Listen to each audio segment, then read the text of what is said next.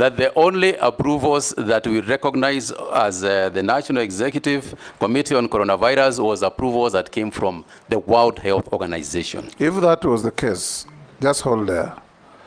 How did the vaccine get into Kenya and have it administered on Kenyans before you chased it away? Yes, including our then Deputy President getting a jab of that vaccine. Mr. Chairman, all I can say is that whether a vaccine has arrived in the country or not, no matter how it has arrived in the country or not, if it has not been approved by the World Health Organization, we cannot use it, and we did not use it. I think I rest my case.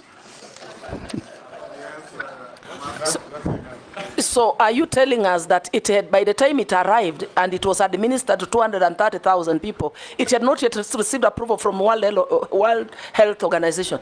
Absolutely not. And I think, Mr. Speaker, I do not recall the actual figures that it had been administered to. I cannot remember now what figure, but I don't think it was anywhere near, the kind of figure that you had said. Suffice it to say, Mr. Chairman, that the decision that was made at the time by the National Emergency Response Committee and the Ministry of Health was that we will not, and we would not in the future, use any vaccine that had not been internationally approved by the World Health Organization. And you are the chairman of that committee? And I was the chairman. Yes. And I take responsibility. And we agreed, Mr. Chairman, we agreed, even at that point, as I remember, we agreed that if the vaccine could get World Health Organization approval, we would use it. What Dawood has put to you is that you made an irrational decision based on political consideration. Mr. Chairman, I just want to ask him what Honorable Junaid has said. The Deputy President at that time and the President right now who has nominated you today is the one who took that jab is when you stopped the Sputnik. Is that true or not true? Absolutely not true. Point of order, Chair.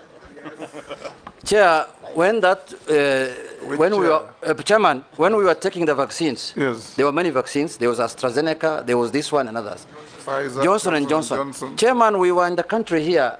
At that time, people were really looking for vaccines to use. Desperately. The day the current president, who was then the deputy president, got a jab in the afternoon, in the evening, a press statement came out saying that thing is banned in our country. That's the truth of the matter. That's the truth of the matter. Mr. Chairman, I cannot recall the events as they followed, if indeed that is the way they followed. But I repeat my position. We could only use a vaccine approved by the World Health Organization. Go on with the others. I'm sure you know. Mr. Chairman, the issue of mitigating circumstances, I think that were raised by Mishi, the issue of what do we do when there are droughts and then there is flooding that happens. I'll come back to the others as well. I agree with her that, Honorable Chairman, that the issue of drought mitigation is critical, and it has been there a long time. We all know about Budalangi, and we know other areas in the coast, and season after season, the discussion is the same.